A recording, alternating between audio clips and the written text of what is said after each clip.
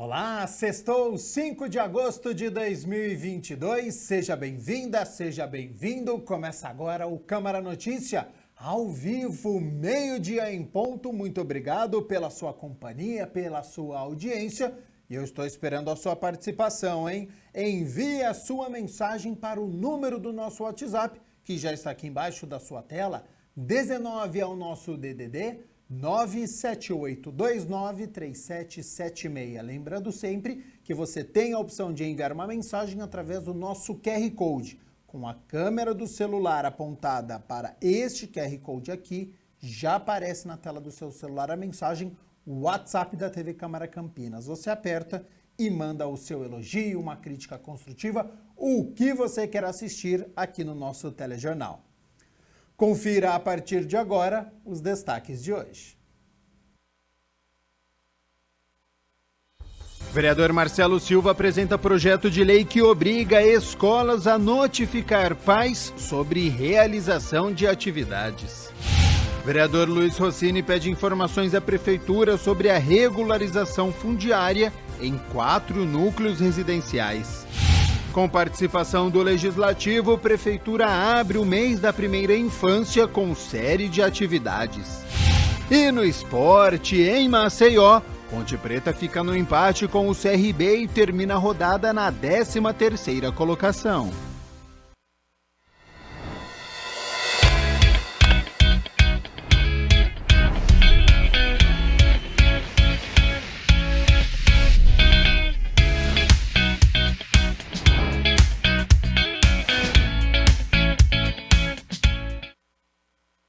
O Meu Bairro na TV está de volta. Depois de uma pausa no mês de julho, você acompanha a partir de agora, toda sexta-feira, nós vamos até um bairro aqui da nossa cidade de Campinas, contar a história, mostrar quem mora ali, falar sobre instituições. E hoje a nossa equipe está na região norte. Então, para saber onde, mapa na tela.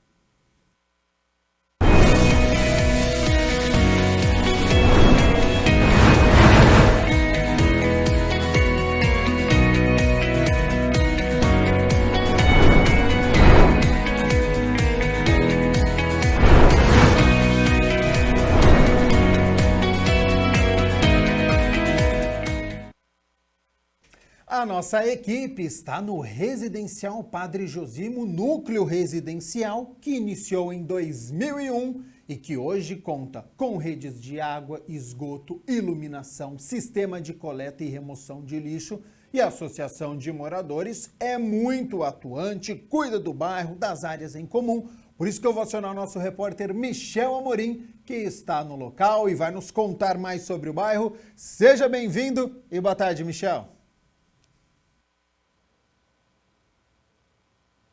Boa tarde, Gabriel. Boa tarde para você aí de casa que está acompanhando o Jornal Câmara Notícia. Exatamente, eu estou aqui hoje no distrito Nova Aparecida, no núcleo residencial Padre Josimo. Você sabia então, você até adiantou, né, que o núcleo residencial nasceu lá em 2001. É super novo, é jovem, mais jovem do que eu e você, Gabriel. E olha, nós estamos exatamente aqui na Praça Loreta Valadares, uma praça importante aqui para o bairro. Vou pedir para o nosso cinegrafista, o Marco Aurélio, mostrar com detalhes aqui para vocês a praça. Enquanto isso, eu vou contando um pouquinho dessa praça que ganhou esse nome em 2008, por uma lei de autoria do vereador Sérgio, ex-vereador Sérgio Benassi. Então, enquanto ele vai mostrando aqui a praça para vocês, eu vou contar um pouquinho quem foi a Loreta Valadares. A Loreta Valadares foi advogada, professora, militante comunista, né? Então, por isso que também ela recebeu essa homenagem aqui. Ela nasceu em 1943, lá no Rio Grande do Sul, e morreu em 2004, aos 61 anos de idade, após uma realização de um transplante cardíaco em São Paulo.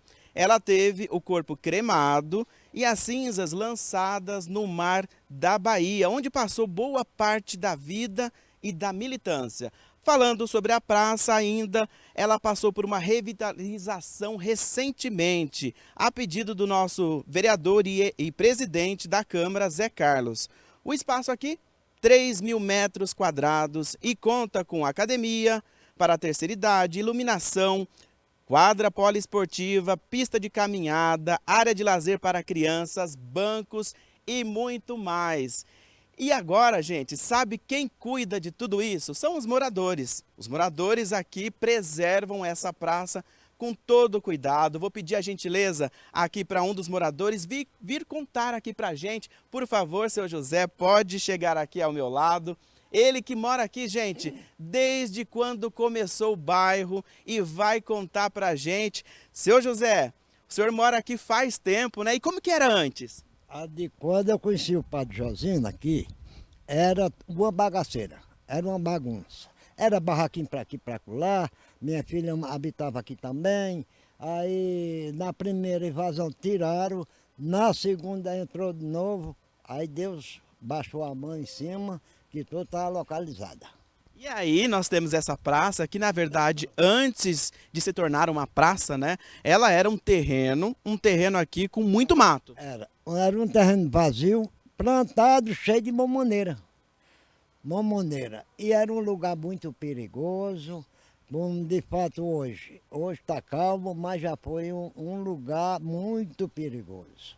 O pessoal dormia com medo, se acordava assustado, mas Deus vai trabalhando na obra. Aí entraram em contato com o Zé Carlos e graças a Deus, louvado seja o nome do Senhor e Zé Carlos da terra. Seu José, conta pra gente, o senhor estava falando aqui, gente, fora do ao vivo, que o senhor está muito feliz, como está hoje? Eu hoje me sinto feliz por causa que eu não posso mais trabalhar em serviço pesado, que eu trabalhei muito. E hoje o que eu tenho para me resguardar, a doença que eu tenho e a disposição que eu tenho para trabalhar, em serviço que nem esse. Fazer um movimento do corpo, mas trabalhar suficiente eu não posso. O senhor falou que acorda bem cedo e aproveita aqui a área da academia? Aproveito tudo. E então meus amigos que trabalham comigo, o seu Alberto e o seu Antônio, e nós temos sido um braço forte aqui dentro do Padre Josino. Eu acho que ninguém aqui não tem o que reclamar da nossa disposição.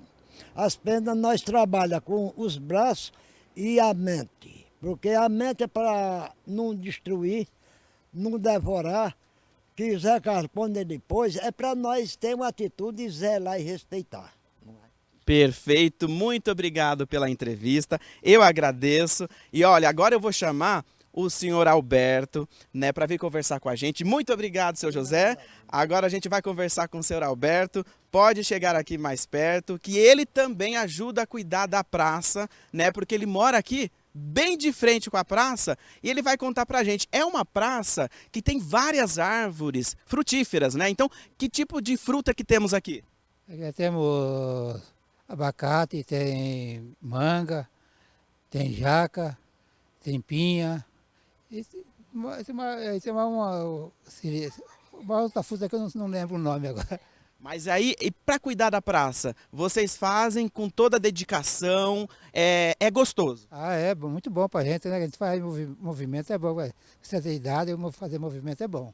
Ali a gente tem ao fundo as crianças brincando, né? É bonito de ver essa área de convivência?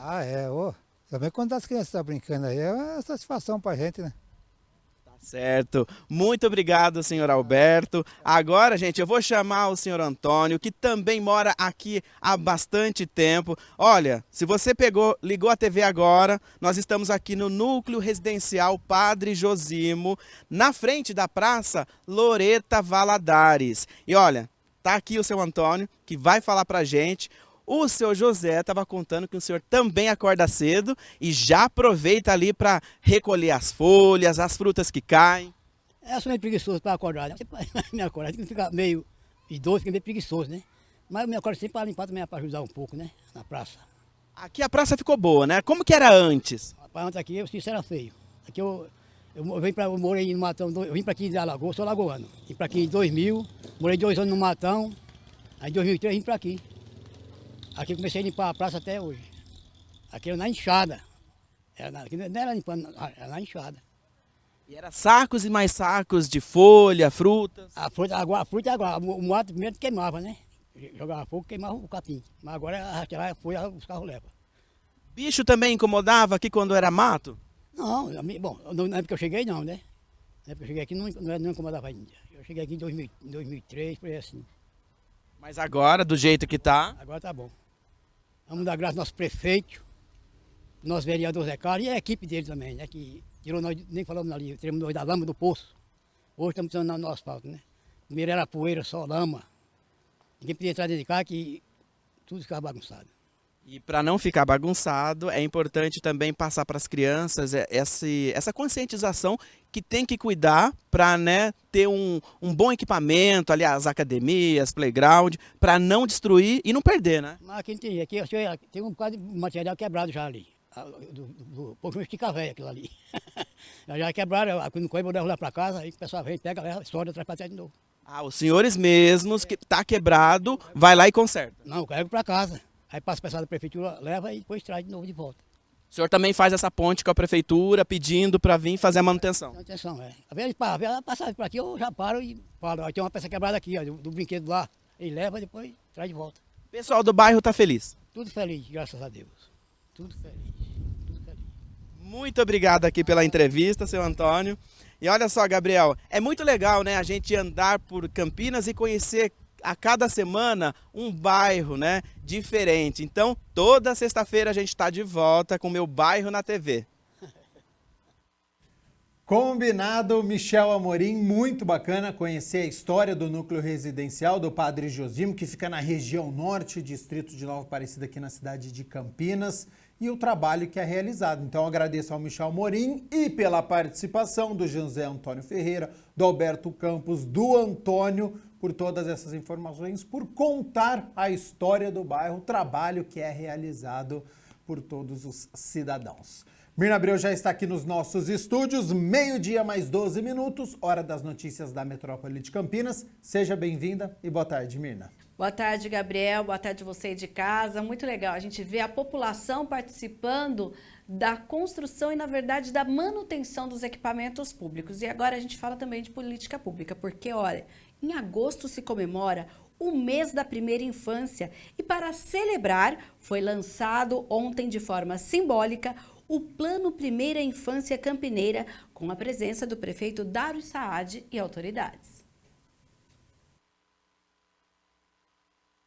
O Paço Municipal ontem estava em festa com o lançamento do Plano Primeira Infância Campineira, o PIC, que é uma iniciativa do Poder Público e sociedade civil em defesa dos direitos das crianças. O evento contou com a presença dos principais beneficiados, as crianças, representadas pelos alunos do Centro Educacional Integrado Maria Tereza Baldo, do Jardim São Domingos, e do Centro Francisco Xavier, do Jardim Fernanda.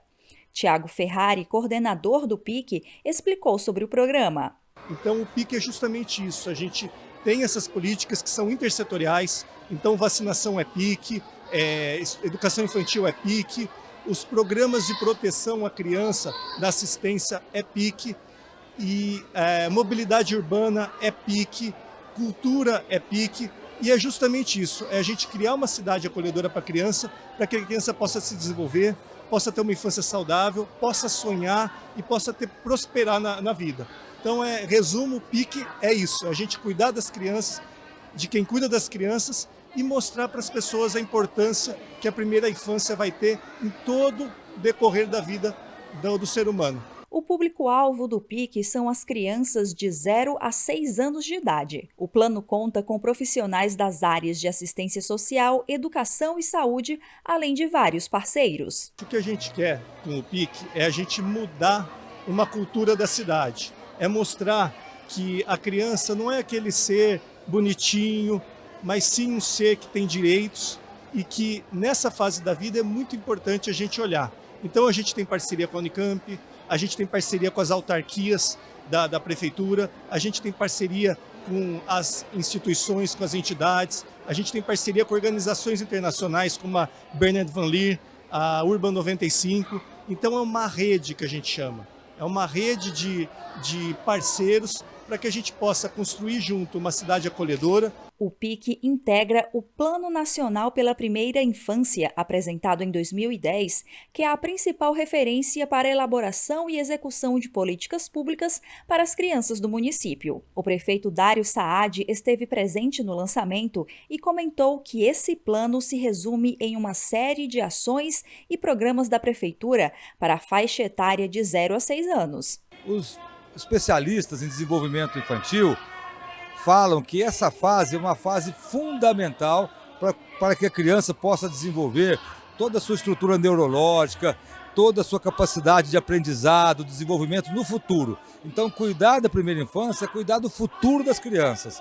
Nós temos um plano muito ousado na construção de escolas infantis e creches, de parques sensoriais e inclusivos, além dos programas de estímulo e de ensino bem focado nessa faixa etária. Dário Saad também esclareceu que a questão das vagas das creches municipais terá atenção especial. Eu acredito que esse pacto tem muito a ver também com o direcionamento de um esforço da prefeitura no caso das crianças que aguardam nas filas de creche. Nós temos uma questão histórica na cidade de Campinas de filas para creches. E nós temos, desde o ano passado, trabalhado muito na questão de projetos, mudamos a estruturação da licitação de novas escolas, foi aprovado pela Câmara Municipal, a Câmara Municipal aprovou a reestruturação da FUMEC com a responsabilidade de fazer os projetos executivos e também a licitação de novas escolas, e isso vai colaborar muito para a redução das filas de crianças nas creches. Então esse trabalho que nós estamos lançando nesse mês de agosto, de lançamento das licitações de novas creches, ele foi um trabalho feito em parceria com a Câmara Municipal, que aprovou, analisou e discutiu o projeto de lei que nós mandamos naquela época. Representando a Câmara Municipal dos Vereadores de Campinas, a parlamentar Débora Palermo, que também é presidente da Comissão de Defesa dos Direitos das Crianças, do Adolescente e da Juventude, ressaltou a importância do programa. É de suma importância, né? Porque o PIC ele vem trazer ações, fortalecer, na verdade, ações, né?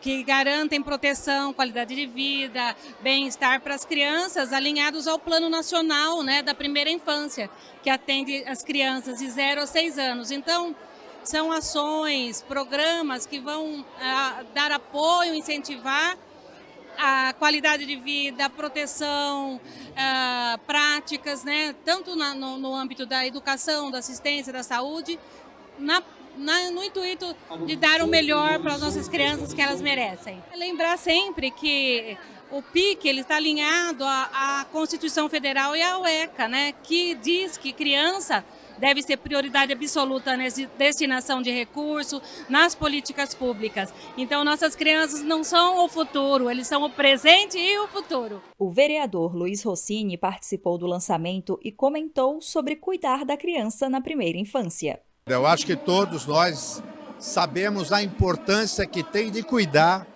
da infância, da primeira infância principalmente, né? Essa é uma fase da vida dessas crianças fundamental para o seu desenvolvimento.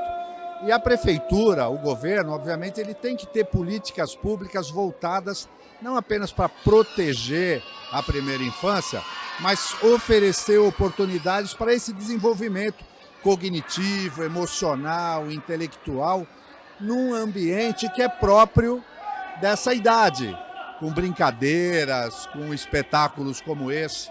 A Câmara, inclusive, está discutindo, debatendo um projeto de lei para formalizar esse programa da primeira infância. No final, as crianças ainda curtiram uma apresentação do Cerco Além da Lona e do Coral Primeira Nota.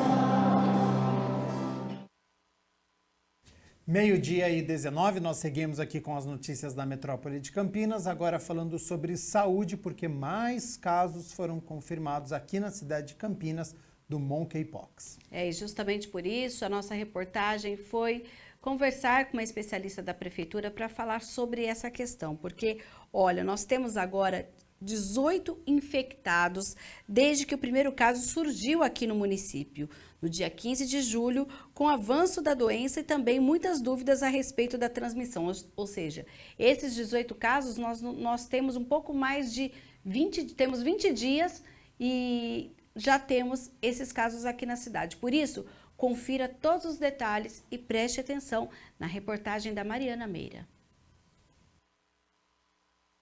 No meio de uma pandemia que ainda não acabou, o mundo assiste às ameaças de um novo inimigo não tão invisível assim, a varíola dos macacos.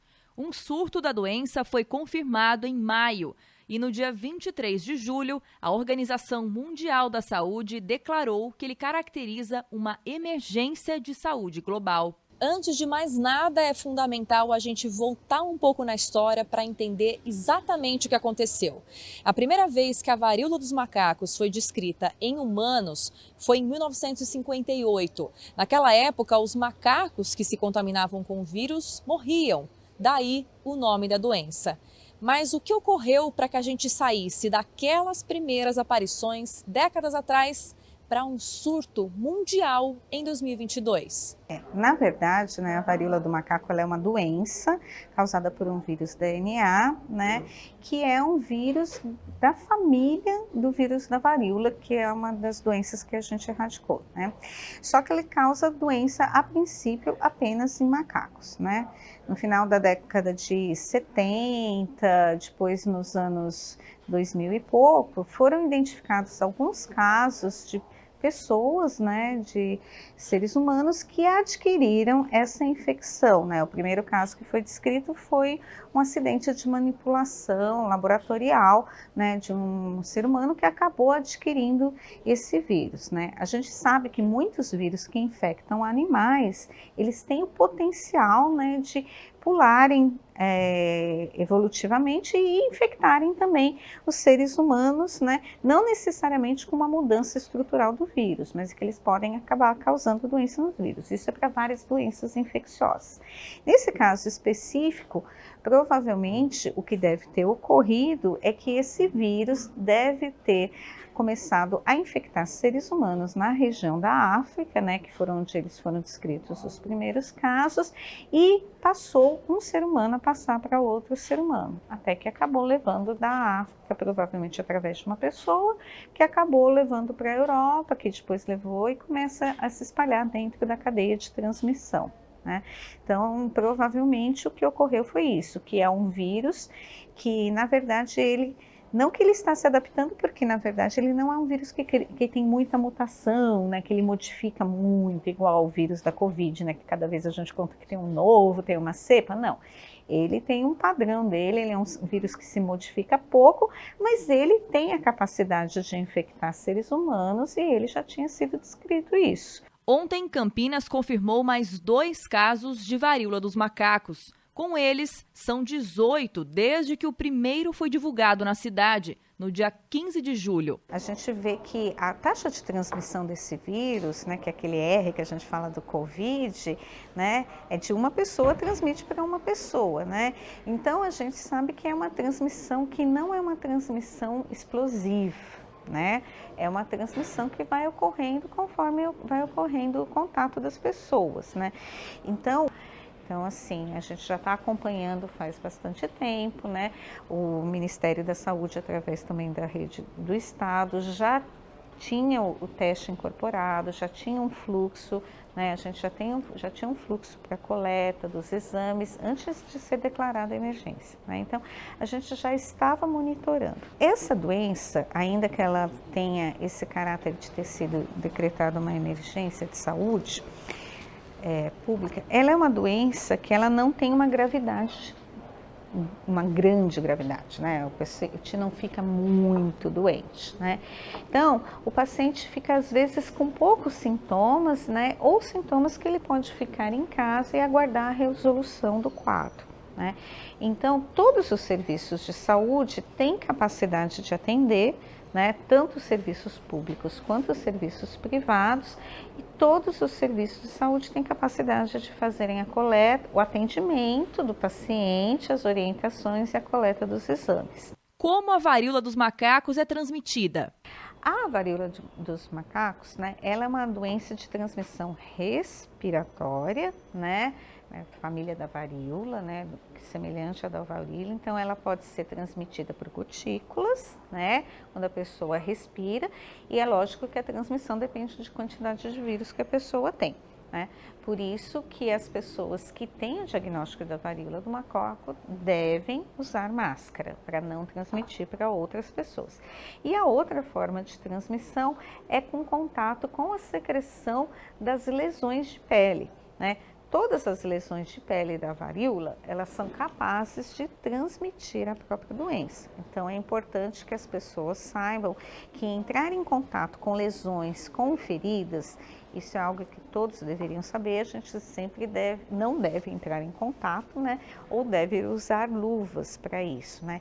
As lesões de pele que ela causa, e essas lesões de pele podem estar localizadas em qualquer lugar, mas elas tem algumas preferências, geralmente elas aparecem no local que a pessoa teve contato com a outra lesão, né?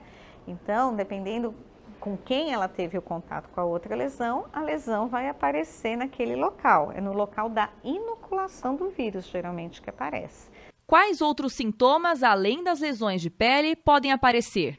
O quadro clínico, ele inicia de uma forma bem inespecífica, então é o que acaba confundindo muitas pessoas, porque começa com o quê?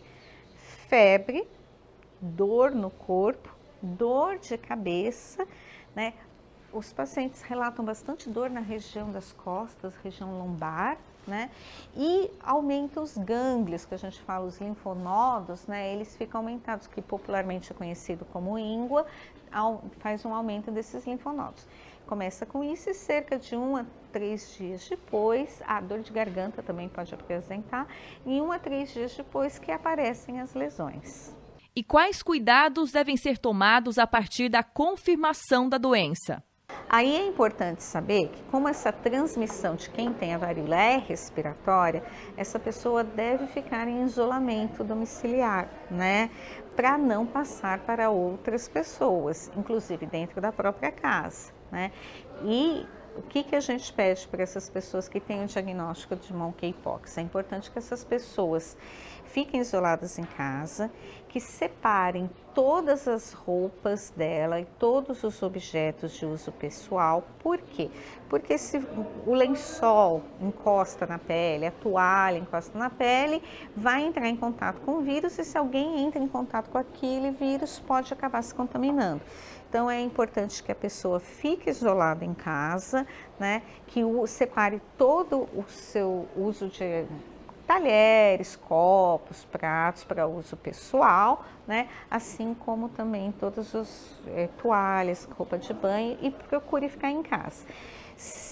Lembrando que é de contato respiratório, se a pessoa fica no quarto isolada em casa, não precisa usar máscara, mas se ela estiver convivendo com outras pessoas, aí essa pessoa tem que usar máscara em casa e procurar evitar contato físico com as outras pessoas, até o momento que desapareçam todas as lesões. Tem que desaparecer até a crosta, não tem mais crosta, ficou só a cicatriz, aí a pessoa está liberada do isolamento. Se eventualmente alguém que tem monkeypox, né, fez o diagnóstico e precisa, sei lá, por um motivo muito, muito importante, sair de casa, essa pessoa tem que fazer o uso de máscara e tem que tampar todas as lesões dela.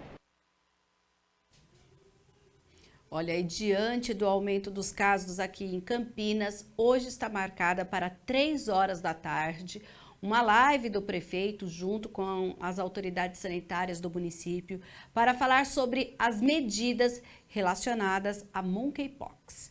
A live será transmitida na página no Facebook do prefeito e nossa equipe vai acompanhar. Na segunda-feira a gente traz aqui as informações detalhadamente.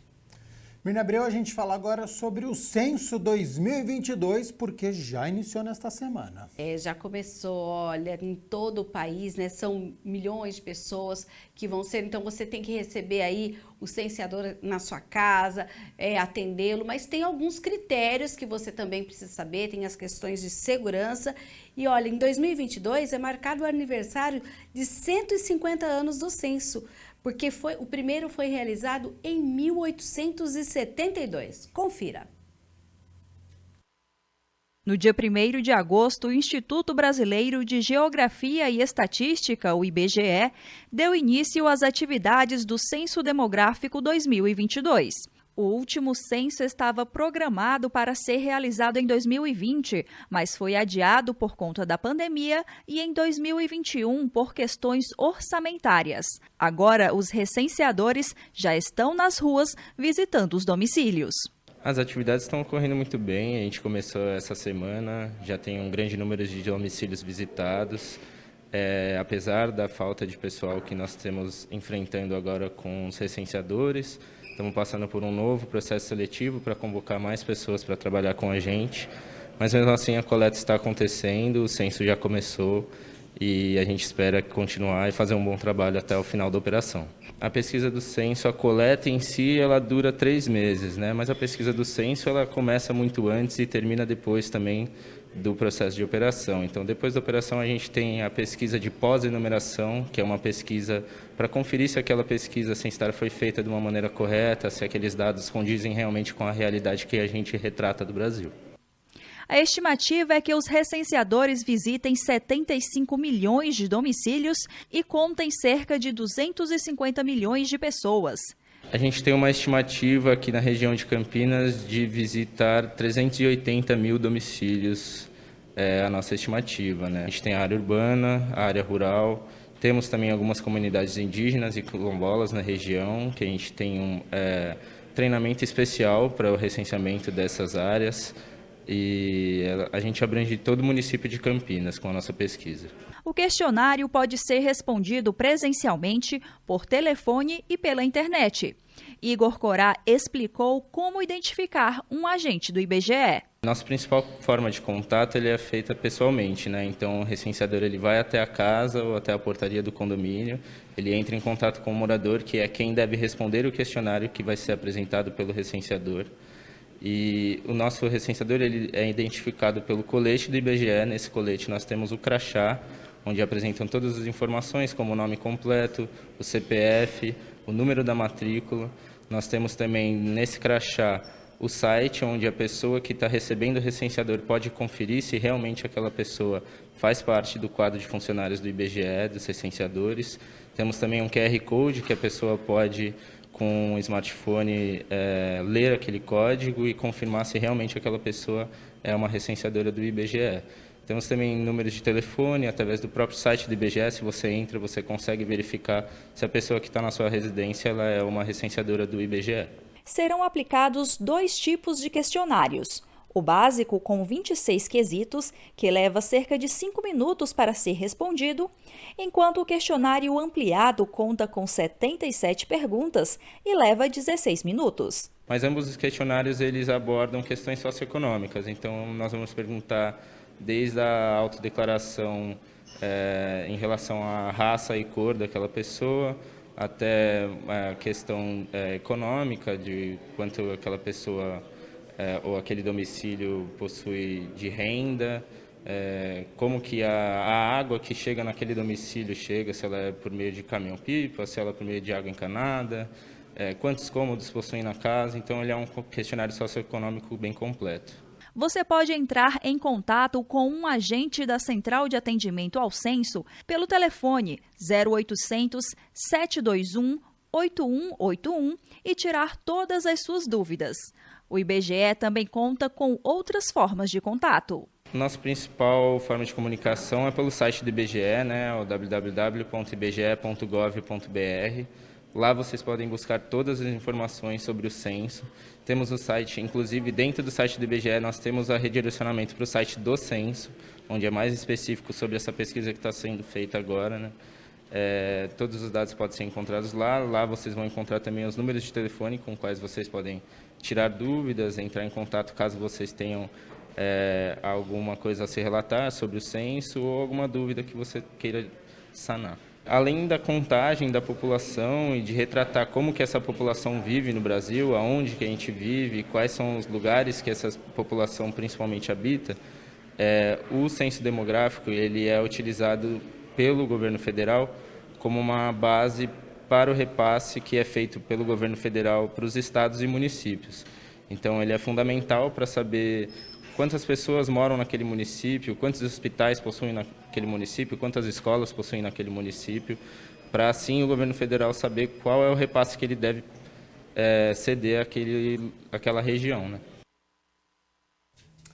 Vamos falar sobre saúde agora, porque a partir da próxima segunda-feira, Centro de Saúde Barão Geraldo vai ficar fechado. A unidade vai ficar fechada por 2 meses, a partir da próxima segunda-feira, para reparos da rede elétrica e hidráulica, pintura, consertos no telhado e reparos nas divisórias internas e também nos muros do prédio da unidade. Os serviços daquele centro de saúde serão distribuídos nos centros de saúde Santa Mônica, São Marcos e outros locais. Lá no site da prefeitura tem para onde cada serviço está sendo direcionado a partir de segunda-feira para você que utiliza o centro de saúde lá do distrito de Barão Geraldo. Mirna Abreu, para quem está nos acompanhando, para quem está nos assistindo, você, telespectador do Câmara Notícia, pode enviar uma proposta dentro da lei orçamentária? Pode sim. Olha, você pode enviar a sua sugestão para saúde, educação, assistência, inclusão social, segurança pública, saneamento, esporte, lazer, cultura, pavimentação asfáltica, iluminação pública, limpeza pública, habitação, transporte, mobilidade, meio ambiente, entre outros. E está aberta justamente para que você possa contribuir com o orçamento municipal aqui de Campinas, que é a Lei Orçamentária de 2023, aquilo que o cidadão quer. Então você entra lá no portal.campinas.sp.gov.br/LOA, que é Lei Orçamentária Anual, para que você possa fazer esse apontamento. Olha, nós já temos 320 contribuições que foram enviadas à administração pública e essas sugestões podem ser enviadas até o dia 4 de setembro. Então, se você tem uma sugestão aí para o seu bairro que você acha importante que conste no orçamento do município de Campinas para o ano de 2023, entra lá. Eu vou repetir o endereço: portal.campinas.sp.gov.br/LOA. Agora, Mirna Abreu, amanhã no sábado e também no domingo acontece uma festa lá no bairro Vila Teixeira. E essa festa tem o apoio da Secretaria de Trabalho e Renda, chamada Festa das Nações. Ela vai integrar o movimento que trata justamente da união dos imigrantes que moram aqui na cidade de Campinas para fomentar a economia solidária e a promoção da inclusão e a cidadania das pessoas que foram forçadas a deixar o seu país. O evento vai contar com a participação de 13 países, entre eles Angola, Cuba, Haiti, Síria e Venezuela. O público poderá saborear pratos doces e salgados com preços acessíveis e também vai contar com feira de artesanato, exposições de vendas de produtos típicos e durante os 2 dias nós teremos também apresentações de atrações culturais, exposições, lançamento de livros, saraus, entre outras atrações. Então anote aí, o Clube da Vila Teixeira fica na rua Cadete João Teixeira, 550, e a festa nos 2 dias vai acontecer das 11 horas da manhã às 10 horas da noite. E Mirna Abreu, de hoje até domingo, a Prefeitura de Campinas faz uma ação de conscientização nos bares da cidade. Sim, a gente teve o lançamento nessa semana do Bar Amigo da Vizinhança, né, que é justamente para o respeito a um decreto que trata do horário estendido do funcionamento de bares. Então, fiscais do Departamento de Controle Urbano da Secretaria de Planejamento e Urbanismo, juntamente com os guardas municipais, vão iniciar a distribuição de uma cartilha chamada Cartilha Bar Amigo da Vizinhança. Então, a gente vai ter aí um alerta aos proprietários sobre a nova legislação que regra o funcionamento do volume de som dos estabelecimentos, como bares, restaurantes, entre outros. Olha, o impresso traz orientações também caso precise regulamentar esse funcionamento. Então, lá tem todas as orientações, porque a gente lembra que, inclusive, os guardas municipais vão estar depois fazendo essa fiscalização, verificando os decibéis, se estão de acordo com o novo decreto. Então, é preciso que esse tempo de conscientização e educação, então, cada comerciante vai receber essa cartilha. Nesse final de semana, os bairros visitados serão Cambuí, Taquaral e o distrito de Barão Geraldo, e a escolha foi, claro, pela grande concentração de empreendimentos locais nesses bairros aí. Tá certo, então, Mirna Abreu, muito obrigado pelas notícias da Metrópole de Campinas. Já quero aproveitar sua presença aqui nos nossos estúdios para nós falarmos das notícias do Legislativo, tudo o que acontece aqui na Câmara de Campinas, sobre o trabalho dos parlamentares. E a gente começa com uma proposta do vereador Marcelo Silva. O parlamentar protocolou um projeto que obriga escolas a notificar pais e responsáveis sobre a realização de atividades extracurriculares. A reportagem é de Mariana Meira. O projeto de lei de autoria do vereador Marcelo Silva torna obrigatório que os estabelecimentos de ensino da educação básica de Campinas notifiquem pais e responsáveis com no mínimo 5 dias de antecedência sobre qualquer atividade dentro ou fora da escola de cunho cultural, ideológico, religioso, filosófico ou político. O texto assegura que, uma vez notificados sobre a atividade que será realizada, pais, mães ou responsáveis legais pela criança ou adolescente menor de idade possam ter a opção de declinar do convite por motivos de crenças, valores ou opiniões contrárias, e garante que, em caso de recusa, a ausência não implicará em prejuízo ao estudante. São atividades, primeiramente, extracurriculares, que estão fora da grade nacional curricular. Isso já é padronizado, isso não tem interferência nenhuma. O que acontece, eu fiz um paralelo aos estudos do meio que geralmente ocorrem nas escolas. Você tem que pedir uma autorização para a família, para o filho sair da escola e informa que lugar que ele vai, etc. Exatamente isso. Quando acontecer qualquer tipo de atividade extracurricular na escola, nada mais justo que os pais sejam notificados e aí decidir-se em família se quer ou não participe, se é de interesse ou não do filho, se é de interesse ou não do núcleo familiar, ele participar. Isso também traz algo importante, traz muitas vezes de volta a família para o ambiente escolar, porque muitas vezes a gente sabe que existe um distanciamento, né, entre a escola e os responsáveis legais da criança. Então, é só isso esse projeto, sem polêmica nenhuma, simplesmente dando oportunidade para a criança e os pais decidirem se querem ou não participar daquela atividade extracurricular. Para que se torne lei, agora o projeto precisa passar por toda a tramitação na casa, incluindo comissões e sessões em plenário. Sem dúvida, a gente quer celeridade, até porque é um projeto que já tivemos alguns problemas aqui com relação a palestras de vereadores, vereadoras, de políticos entregando cartilhas, então a gente quer realmente inibir isso para que não mais aconteça, e se for acontecer, que a família seja notificada e que conste lá o que vai ser dito ou não na palestra ou em qualquer atividade extracurricular. Seguimos aqui com as notícias do Legislativo, agora com um questionamento do vereador Cecílio Santos. Ele usou inclusive a tribuna para falar sobre isso, porque ele questiona por ter sido impedido de entrar em obras públicas da cidade sem agendamento. Ele protocolou um requerimento de número 1230, em que questiona de quem partiu a orientação para que os vereadores não tenham livre acesso às obras e qual é a legislação que fala dessa restrição.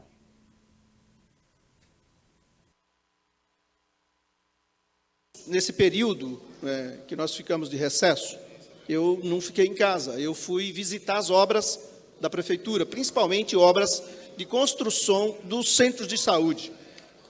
E ocorre que a Prefeitura estabeleceu um critério, a Secretaria de Infraestrutura, que os vereadores precisam agendar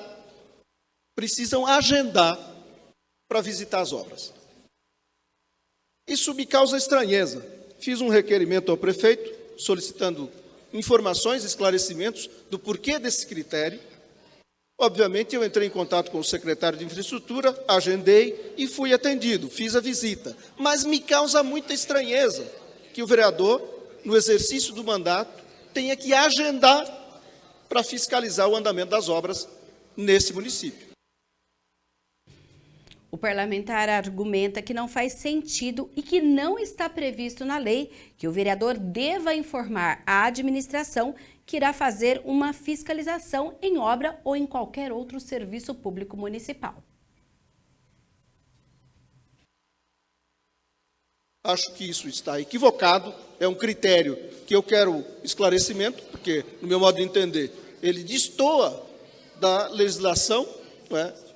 A lei orgânica do município estabelece que, no exercício do mandato, o vereador tem acesso a todos os próprios públicos. Por que que na construção, justo na construção, onde a gente quer acompanhar se a obra está dentro do calendário do programa, estabelecido, se estão usando materiais adequados, a gente não pode fazer. Os conselheiros de saúde têm o direito de fiscalizar, de acompanhar as obras. Agora, a gente precisa agendar para fazer isso. É muito estranho isso. Portanto, aguardo as respostas em documento, conforme já encaminhei o requerimento ao seu prefeito, para que se possa, então, entender e fazer os desdobramentos, se forem necessários. Bernardo Abreu, agora no final o vereador falou sobre requerimento. Quem também protocolou, e acho que foram 4, né? Foi o vereador Luiz Rossini.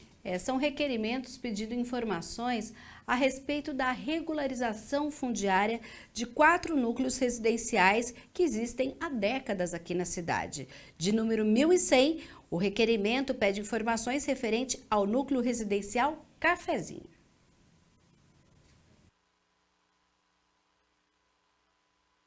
Esses 4 núcleos, eles estão no programa de regularização fundiária que é levado pela Coab, Secretaria de Habitação.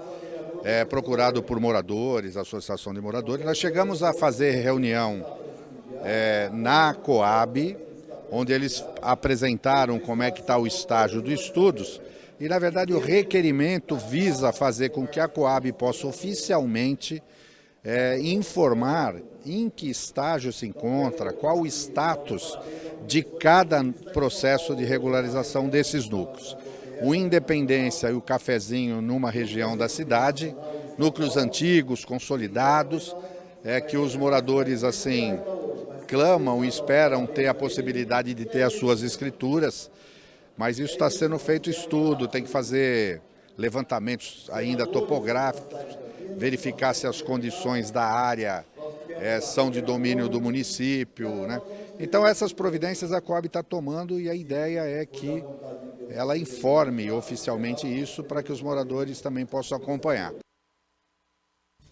Além do questionamento a respeito da regularização do Cafezinho e também do Independência, nós temos 2 outros requerimentos que tratam do Parque Universitário 4 de Viracopos e o Parque Universitário 1 de Viracopos.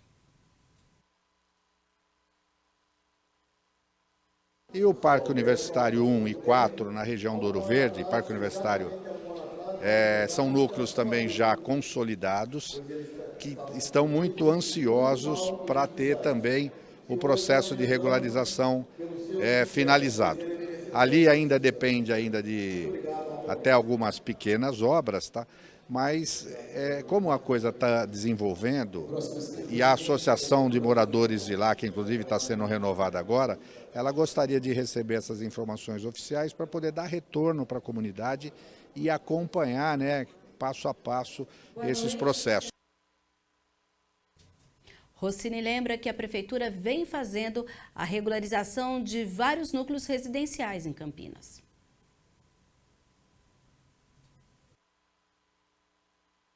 Talvez seja o maior programa de regularização fundiária em desenvolvimento no nosso país, que visa exatamente isso, aquelas ocupações que antes eram irregulares, principalmente áreas públicas, elas possam ser regularizadas e quem mora ali, às vezes 30, 40 anos, possa receber a sua escritura e ser dono da casinha que ele tanto sonhou, né? Então, por isso a gente procura dar maior atenção, acompanhar, fiscalizar e ajudar no que for possível, tanto a Coab, aprovando projetos aqui na Câmara, né, quanto os moradores fazendo essa ponte. 12h50, nós estamos ao vivo nesta sexta-feira. Mirna Abreu, hora de nós falarmos sobre a agenda da Câmara de Campinas, porque hoje à noite tem reunião solene com a entrega de honrarias. São várias honrarias que serão entregues por iniciativa do vereador Carlinhos Camelô, a partir das 7 horas da noite, no Teatro Bento Quirino, que fica no centro de Campinas, na Rua Lusitana, com entrada no número 1555. A gente lembra que quem quiser participar presencialmente, basta ir a este endereço e a TV Câmara Campinas também vai, então, fazer a transmissão dessa 13ª solenidade que acontece por iniciativa do vereador Carlinhos Camelô. Olha, serão entregues várias honrarias. O título de cidadão campineiro a Adriano Gonçalves Pedrosa, o diploma Ana Neri a Bruna Tolentino de Carvalho, o diploma de mérito cultural Guilherme de Almeida a Keila Ferrari Lopes, o diploma de mérito digno de honra Pastor João Batista Martins de Sá a Ivanete Aparecida Rodrigues Rocha. Quem vai receber o diploma de mérito esportivo Sérgio José Salvucci são duas pessoas, olha, Lucas Paulino Beltrão e Reginaldo Aparecido Francisco Mete. O diploma de mérito jurídico será entregue a Arci Vermar Martins e o diploma de mérito odontológico Dr. José Roberto Magalhães Teixeira será dado a Gustavo Policene do Amaral. Já o diploma São Francisco de Assis será, então, entregue à Associação Brasileira Terapia Assistida por Animais, a Medicão Brasil. Nós temos ainda a entrega da medalha Dorcelina de Oliveira Folador, a Rosa Alice Brito Araújo e, por fim, a medalha de mérito fotográfico Hércules Florence a Andrei Ricardo. A gente lembra que por conta da pandemia, as solenidades não estavam acontecendo de forma presencial e por isso agora, durante todo esse período, a Câmara aprovou, inclusive nas reuniões que aconteciam de forma online, a entrega dessas honrarias e agora os vereadores estão marcando, enfim, a solenidade para então dar a devida honra a esses homenageados. Exatamente. Então, a partir das 7 horas da noite, nós teremos a reunião solene no Teatro Bento Quirino. Mirna Abreu, muito obrigado pelas notícias da Metrópole de Campinas, pelas notícias do Legislativo e um ótimo fim de semana. Um bom fim de semana para você também e um bom fim de semana para você aí de casa até segunda-feira.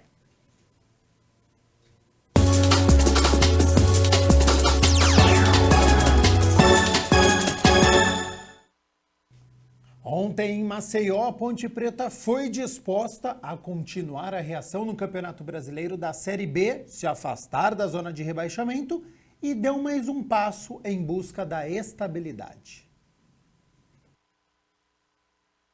Logo aos 5 minutos, Igor Formiga tentou sair jogando, errou o passe. E aí Anselmo Ramon tabelou com Rafael Longini, até que a bola chegou para Emerson Negueba, que bateu cruzado na saída de Kaique França. 1-0 CRB. Só que aos 13 minutos, a bola parada da Ponte funcionou de novo. Elvis cobrou falta. Fábio Sanches na segunda trave cabeceou para o meio da área, onde estava Matheus Silva, que mandou para o fundo das redes. Zagueiro artilheiro, 2 jogos, 2 gols. Empate da Ponte, 1-1. No segundo tempo, Paulinho Mocelin viu Raul Prata na direita. O lateral chutou, a bola bateu em Fábio Sanches e quase enganou Kaique França, que com a ponta dos pés conseguiu fazer a defesa. Aos 38 minutos, Paulinho Mocelin apareceu nas costas da zaga pontepretana e, cara a cara, tirou muito de Kaique França.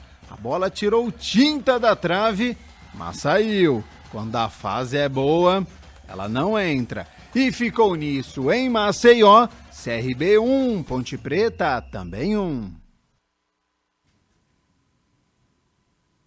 Bom, a Ponte que teve então poder de reação, tomou o gol muito cedo, mas conseguiu fazer o gol de empate, depois controlou o primeiro tempo e na etapa final sofreu uma pressão, mas conseguiu trazer o 1 ponto aqui para a cidade de Campinas, terminando a rodada na 13ª colocação com 26 pontos, abriu 6 da zona de rebaixamento, mas ainda tem a rodada para acontecer.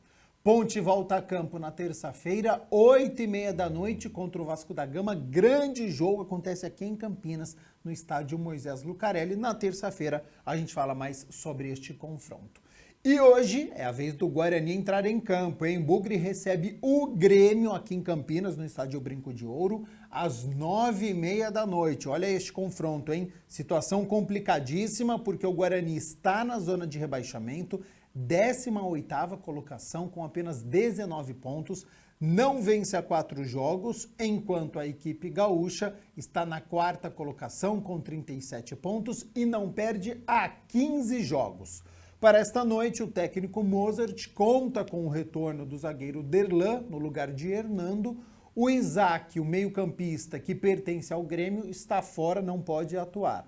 E no meio-campo, o treinador pode fazer alteração com a entrada de Madison para tentar reforçar essa marcação, e aí o Rodrigo Andrade poderia começar a partida no banco de reservas.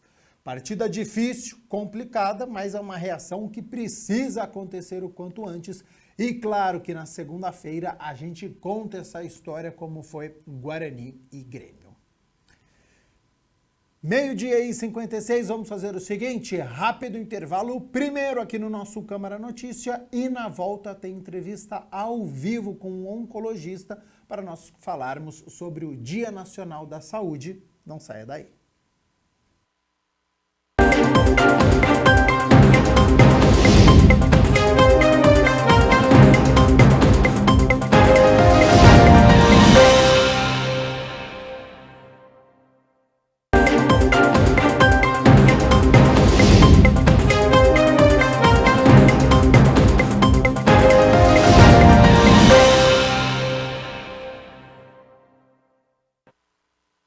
Uma hora da tarde, Câmara Notícia de volta ao vivo nesta sexta-feira. Muito obrigado pela sua companhia, pela sua audiência.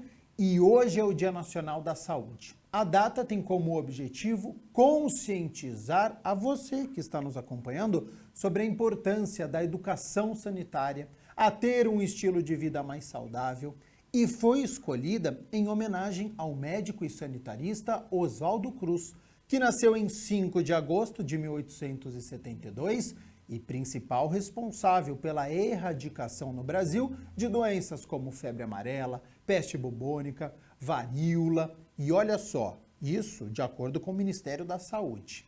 Agora, você sabia que os programas de rastreamento na oncologia têm o potencial de salvar vidas? Então, sobre o dia de hoje, prevenção, tratamentos, eu converso agora com o oncologista, o André Moraes, do Centro de Oncologia Campinas. Então, André, muito obrigado, primeiramente, pela disponibilidade do seu tempo com a TV Câmara Campinas, com o nosso telejornal, o Câmara Notícia. E qual que é a importância de uma data como hoje para nós discutirmos sobre saúde, sobre prevenção? Seja bem-vindo e boa tarde. Agradeço pelo convite, boa tarde a você, a todos os seus espectadores e ouvintes. É realmente bastante importante lembrar, primeiro, a figura do Oswaldo Cruz, né? Foi homenageado com essa data, um médico brasileiro muito importante, sanitarista, que implementou no Rio de Janeiro e também em outras cidades do Brasil, capitais naquela época, né? Isso foi no início do século XIX, medidas sanitárias de prevenção de doenças, de saneamento básico, higiene. Foi uma pessoa extremamente importante que valorizou muito a profissão médica, a profissão do sanitarista e merece, obviamente, toda essa homenagem no dia de 5 de agosto, que é o dia do aniversário de nascimento do Oswaldo Cruz. Com relação à promoção da saúde, né, a oncologia ela tem que trabalhar, já que o cenário do câncer é um cenário de doenças que são doenças crônicas, que se desenvolvem ao longo do tempo, que dão para nós uma janela de oportunidade para fazer diagnósticos precoces. nada mais importante do que lembrar da prevenção do câncer e dos programas de rastreamento do câncer com vistas à redução da mortalidade e à promoção da saúde. Tá? Na área de oncologia, o rastreamento é famoso já de muito tempo, com base nessas teorias mesmo, nessas observações da cronicidade da doença e do tempo do surgimento da doença até que ela se torne uma doença avançada, apresentar essa oportunidade para um diagnóstico precoce e a cura dos pacientes. Então é bastante importante lembrar disso na área da oncologia e aproveitar o dia o nosso Dia da Saúde, né, o Dia da Saúde, que é aqui no Brasil comemorado nessa data, para lembrar desses programas de rastreamento. E o que é importante nesse cenário? Veja, nem todos os cânceres são rastreáveis, ou seja, são passíveis de um diagnóstico programado, ativo, né, de uma busca ativa para o diagnóstico programado de uma doença precoce, ainda sem sintomas. Mas se a gente olhar para o cenário epidemiológico, a gente vai perceber que mais de 50%, talvez quase 60% dos cânceres mais comuns na população mundial, eles são passíveis de rastreamento. E esses são os de próstata, mama, pulmão, do trato digestivo e do câncer do colo do útero. Aqui no Brasil, o câncer do colo do útero, principalmente nos estados do Norte e Nordeste, ainda é uma doença de grande importância social e de saúde pública, né? Mas vamos começar por ele, né? O câncer de colo de útero já tem um método de prevenção primária, que é aquele tipo de prevenção que a gente faz para a doença não acontecer, e como existe uma relação muito importante das infecções genitais pelo HPV, o vírus do papiloma humano, alguns subtipos do HPV são capazes de gerar câncer no colo do útero, na garganta e no pênis masculino. A vacinação do HPV dos nossos adolescentes ou crianças, quase adolescentes, entre 9 e 13 anos de idade, que já faz parte do Programa Nacional de Vacinação, é talvez a medida preventiva primária mais importante na área do câncer nos dias atuais. Então, não deixe de vacinar as crianças antes do início da atividade sexual, dos contatos, dos namorinhos, dos beijinhos, etc., porque isso é capaz de evitar, criar imunidade contra o HPV, que é um agente causador de câncer de colo de útero muito importante. O próprio exame do Papa Nicolau, que é aquele exame ginecológico em que o ginecologista ou o técnico, o enfermeiro, técnico de saúde, é capaz de coletar, fazendo um exame ginecológico e coletando um esfregaço das células do colo do útero e analisando isso no microscópio, isso é capaz de fazer diagnósticos de doenças que ainda não são visíveis a olho nu, não é? E que esses carcinomas que ocorrem nessa situação, que ainda não são visíveis, eles são passíveis de cura com uma intervenção muito simples, na maioria das vezes feita a nível ambulatorial, e isso causa um impacto absolutamente significativo e positivo na prevenção e cura do câncer do colo uterino. Não é? Se a gente for para os outros tipos de tumor que são frequentes, como eu citei, o câncer de próstata é o câncer de homens mais frequente que acontece o homem, né, no mundo inteiro. São algo em torno de 1.400.000 casos novos de câncer de próstata por ano no mundo, né, e que são passíveis também de um rastreamento ativo com o exame digital, ou seja, o toque retal, o famoso toque retal, né, feito pelo médico, pelo urologista, na maioria das vezes, mas pode ser feito pelos cirurgiões clínicos, oncologistas, né, que estão preparados para isso. E também a dosagem do PSA, que é uma proteínazinha que o câncer de próstata é capaz de produzir em 80% das vezes, no caso dos cânceres de próstata. E isso, muito antes que a doença dê sintoma, você consegue, então, fazer diagnóstico efetivo. No caso do câncer da mama, que é o câncer mais comum das mulheres no mundo inteiro, são cerca de 1.600.000 casos novos por ano no mundo inteiro, não é? Também nós podemos fazer rastreamento ativo.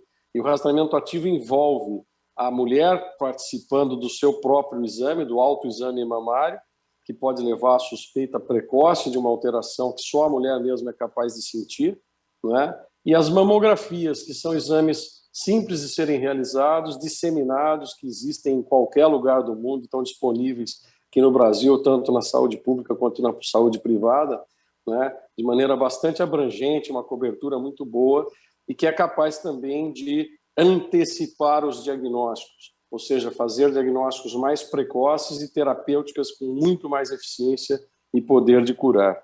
No caso do câncer de cólon e intestino grosso e também do estômago, as endoscopias são os exames indicados para a gente fazer o rastreamento ativo dessas doenças. Então, existem programas mundiais, mundialmente aceitos, de indicar endoscopias para a população geral acima dos 50 anos, ou seja, fazer uma endoscopia basal, né, a primeira endoscopia em torno dos 50 anos, desde que a pessoa não tenha sintoma até aquele momento, não é? E dali para frente, então, fazer um planejamento de acordo com o que se encontra nesse exame endoscópico, não é? E, por fim, o câncer de pulmão, não é? Que é uma doença também muito frequente no mundo inteiro. Esse mês nós vamos ter o Dia Nacional de Combate ao Fumo, no final do mês, eu não sei se é 28 ou 29, acho que é 28 de agosto. Nós até vamos fazer bastante movimento social e educacional nesse sentido, porque se a gente pudesse, neste momento, abolir um agente causal de câncer para a raça humana, a gente teria que parar de fumar. 29, né? Viu, André? Teria uma ideia. É 29, né? Eu sabia que era no final desse mês. É o Dia Nacional de Combate ao Fumo, né?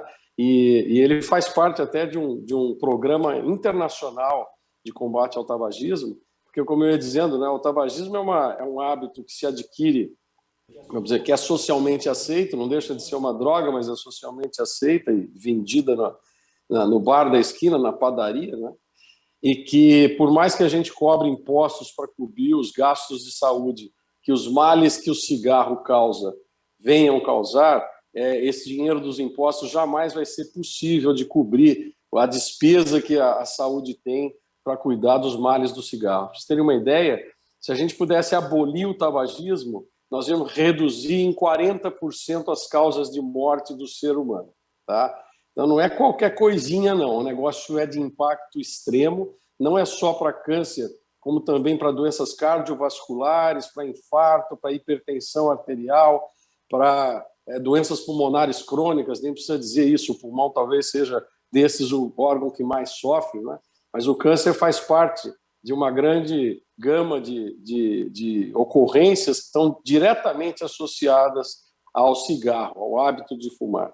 Então, todas essas coisas têm que ser rapidamente lembradas aqui nessa oportunidade para que a gente possa abranger, talvez, a maioria dos diagnósticos em câncer, que são esses que eu citei, e que são perfeitamente rastreáveis. E como o dia hoje é de comemorar o Dia da Saúde, é promoção da saúde que a gente tem que realmente buscar, e essas medidas podem realmente curar pessoas, antecipar medidas que levem à cura e controle de doenças que podem ser realmente fatais. E esse é o nosso dever para que essa informação segura de um especialista chegue até você que está nos acompanhando. Ainda mais hoje, que é o Dia Nacional da Saúde, informações importantes e até para desmistificar, para acabar com alguns tabus, porque quando fala câncer, a pessoa ela já fica com medo, ela já fica com um receio, ela já enxerga a morte e, como o doutor André disse aqui, dá para fazer esse rastreamento e o tratamento, ele acontece, nós vamos falar já daqui a pouco, mas esse diagnóstico precoce ele é muito importante. Então a gente falou aqui do rastreamento do colo do útero, do câncer de mama, do câncer de próstata, de pulmão, do cólon. Então são informações importantes para que, se um dia acontecer esse diagnóstico, você já esteja um pouco mais preparado. André, para quem está nos acompanhando, ainda para ajudar neste caminho para a gente poder desmistificar algumas coisas, o tumor, ele pode aparecer em qualquer pessoa e são por muitos fatores. Existe o genético, que aí nós não podemos controlar, mas também por alguns hábitos que você já citou. Então, bebida alcoólica, o fumo, exposição excessiva ao sol, poluição, por exemplo? Sem dúvida. Todos esses fatores ambientais, sejam eles inseridos no seu meio ou então próprios da natureza, como a exposição ao sol, por exemplo, né? Eles são agentes que causam estresse biológico nas pessoas, né? E o corpo humano ele é capaz de, vamos dizer, corrigir os problemas que esse estresse biológico vem a causar. Né? Lá no íntimo da célula, nos genes, né? Quando existe uma quebra genética por causa da irradiação ultravioleta, ou uma quebra genética por causa da irritação crônica do cigarro ou de outras práticas, da própria poluição, né? Ou de uma infecção viral, quer dizer, o nosso organismo ele já está preparado, ele é biologicamente capaz de corrigir esses defeitos. O que acontece é que com o envelhecimento a gente pode bobear nessa correção e acabar acumulando defeitos genéticos que, por fim, gerem uma célula doente, cancerosa, e que daí ela progredindo vai produzir mais células e aí comprometer o corpo, não é? Agora, é bastante importante entender que essa cronicidade, esse tempo que leva para que isso aconteça, sempre nos vai permitir um diagnóstico mais precoce, desde que a gente fique atento a essas coisas. Hoje, mesmo os fatores genéticos, né, a gente está tendo muito mais desenvolvimento nessa área, e a gente consegue, vamos dizer assim, rastrear também populações ou subfamílias de indivíduos que são acometidos por determinados tipos de doença com mais frequência. O câncer não escapa a esse tipo de observação. Então, hoje nós temos um grande número de ocorrências de tumores que podem ser rastreados geneticamente numa família que tenha maior risco, né? E isso também é uma forma de prevenir, né? Isso também é uma forma de você fazer uma orientação precoce e orientar essa pessoa a fazer os exames que são necessários, etc., e tomar medidas que venham a garantir que a sua saúde seja preservada. Como funcionam os programas de rastreamento na oncologia e o diagnóstico, ele consegue ser feito antes do surgimento dos sintomas? Veja, esses programas de rastreamento, eles são disseminados, né? Então, por exemplo, populações de maior risco para câncer de pulmão, que são os fumantes propriamente ditos, eles quando procuram a assistência médica, eles são orientados a fazerem exames. Hoje nós usamos a tomografia de baixa irradiação, é uma tomografia rápida, não é necessário fazer contraste venoso e tudo, não é? Como é numa tomografia tradicional, e ela é bastante sensível para detectar nódulos muito pequenos, que na maioria das vezes, quando operados, eles representam a cura da doença, tá? E nós estamos falando de câncer de pulmão, que tem uma taxa de mortalidade muito elevada, mas quando é diagnosticado mais tardiamente, né?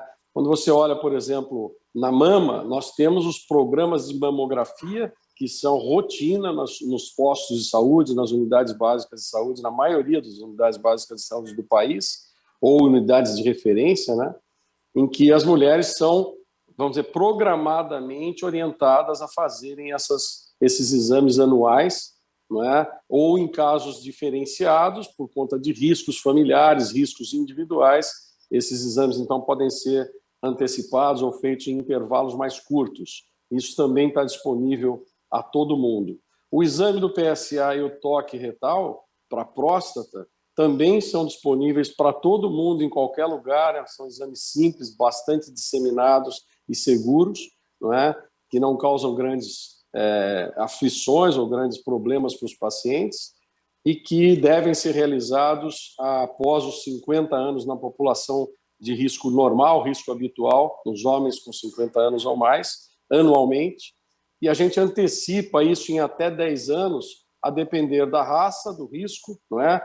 Os indivíduos afrodescendentes têm um risco maior de desenvolver câncer de próstata mais precocemente, e aqueles que são filhos ou os sucessores, né, dos indivíduos que já tiveram câncer de próstata, a gente também antecipa um pouco o início desse rastreamento.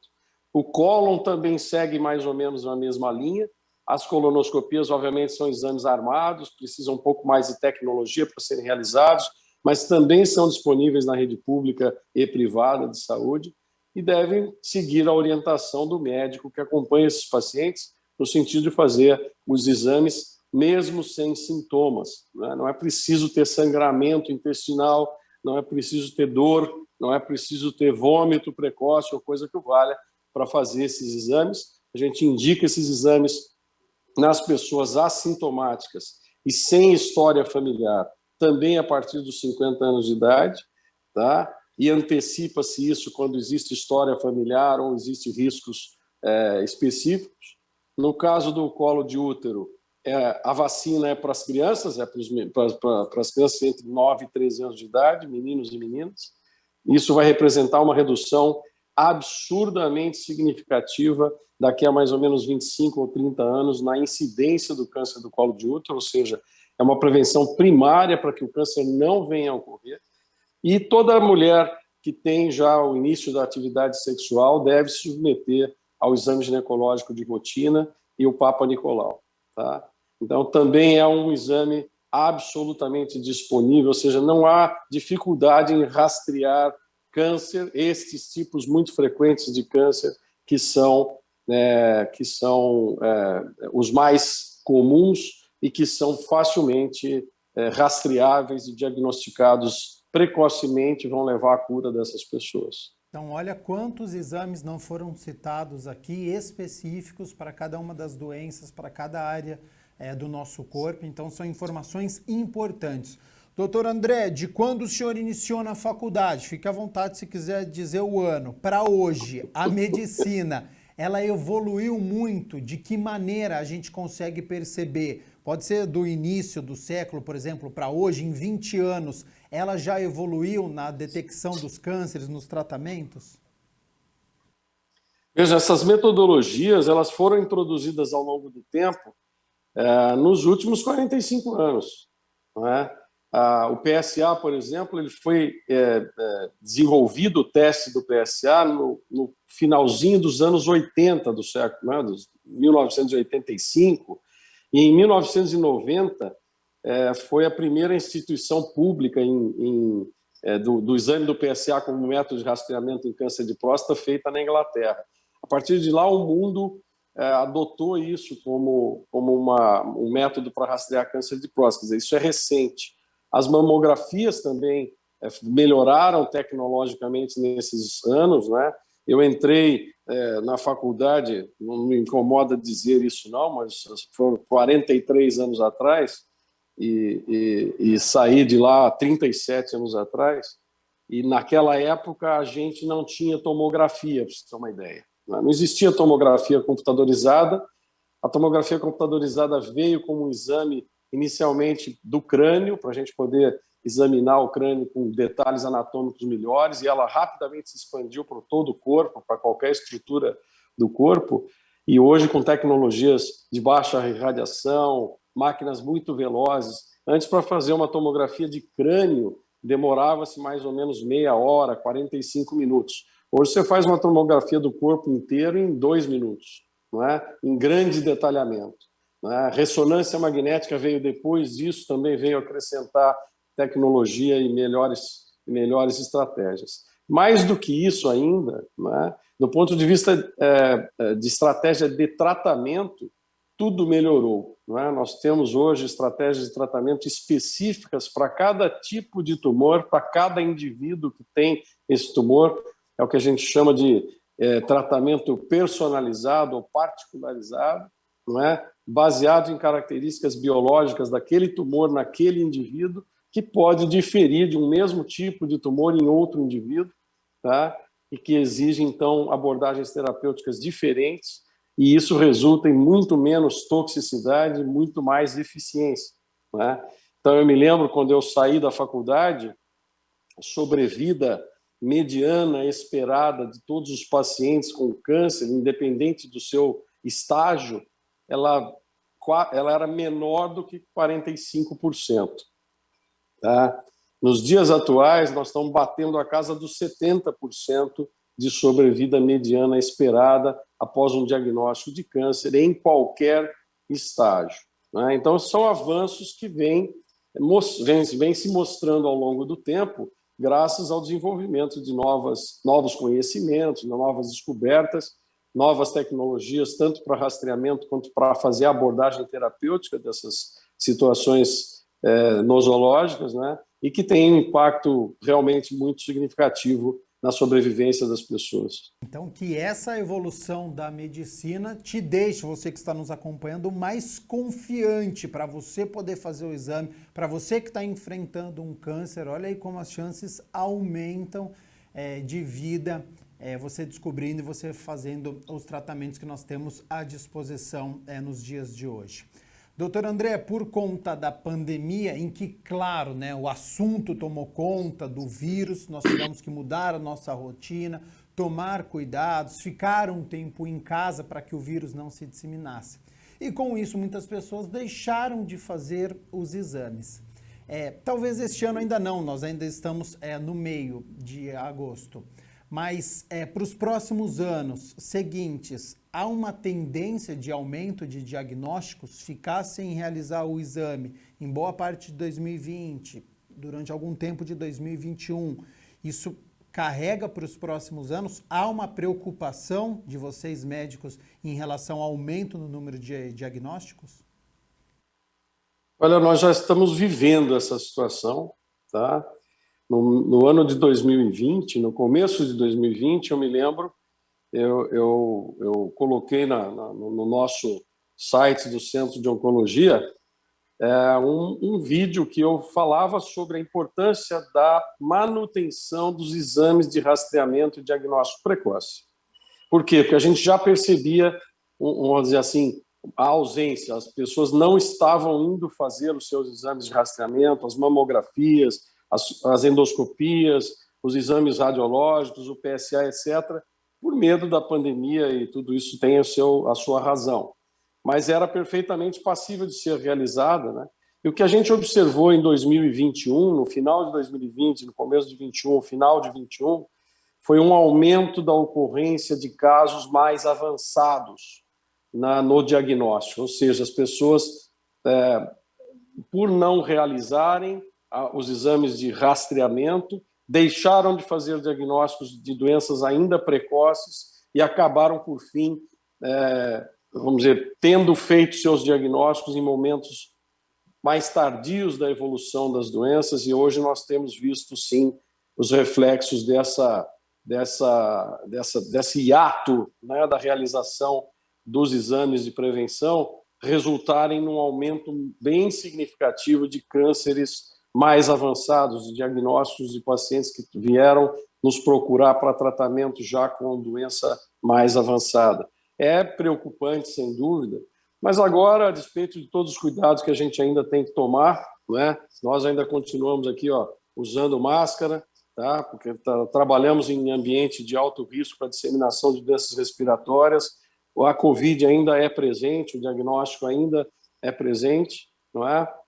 A gripe, a influenza H3N2 fazendo vítimas, nós não podemos esquecer disso, tem como se prevenir, tem vacina disponível para essa cepa do influenza, e tem muita gente que está com medo de tomar vacina, vamos dizer, as consequências dessa exposição toda por causa da Covid está repercutindo em outras doenças também transmissíveis por via respiratória, e que tem vacinas muito eficientes e que a gente não deve deixar de esquecer. Vacinar-se é promover a saúde, deve ser lembrado numa data como hoje também como uma coisa muito importante a se fazer, né? Mas você vê, a natureza ela vai expondo o ser humano a desafios cada vez mais curiosos, né? Nós temos agora aí o ressurgimento de um vírus da poxviride, aí, que é o vírus do macaco, né? O monkeypox, que, na verdade, ficava restrito a sítios muito bem conhecidos geograficamente na África subsaariana, e que acabou por se disseminar. Porque hoje, para você sair de um lugar, de um país, e ir para outro, você pega um avião em poucas horas, ou mesmo no dia seguinte, você chega do outro lado do planeta, né? E se você leva um vírus consigo, mesmo na fase que você não tem sintomas, a disseminação desse vírus hoje é muito mais eficaz do que foi, por exemplo, na gripe espanhola, no início dos anos 1900, 1902, 1915, não é? Que demorou 3 anos para acontecer o primeiro caso de gripe espanhola no Brasil, né? Então, veja, essas situações são situações do momento, são situações contemporâneas, né? Que a gente precisa realmente prestar atenção e nos proteger, né? A Covid gerou essas consequências, trouxe para nós uma consequência de higiene também diferenciada, né? Hoje todo mundo toma muito mais cuidado com a higiene pessoal, com os contatos, né? Com as aglomerações. A maioria das pessoas continua evitando esse tipo de prática, né? Ou de exposição, e obviamente isso promove a saúde. Mas nós não podemos esquecer que os métodos para prevenção na nossa área, na área do câncer, eles estão aí, são disponíveis e não devem ser esquecidos, porque isso salva vidas. Exatamente, reforço aqui a importância, então, de você tomar a vacina e deste entendimento, né, que nesse mundo globalizado as coisas acontecem de uma forma muito mais rápida. E aí a gente entra também na questão de desmatamento, porque daí o contato do ser humano com o animal ele está acontecendo com cada vez mais frequência e são doenças que são incomuns, e aí é um assunto que a gente vai se estender bastante aqui, mas que foi muito bem citado pelo Dr. André. Para a gente poder encerrar e também te liberar, já agradecendo a disponibilidade do seu tempo, André. Aqui no Câmara Notícia, há muito tempo, mais de meses, nós estamos discutindo sobre saúde mental, a importância do autoconhecimento, de procurar uma ajuda de um especialista, de um psicólogo, de um psiquiatra, entender sobre ambiente de trabalho, familiar, as relações.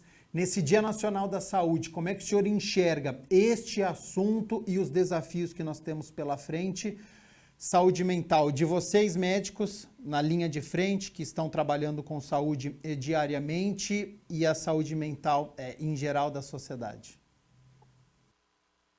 Veja, esse assunto é cada vez mais agudo, não é? Mais necessário que se converse, não é?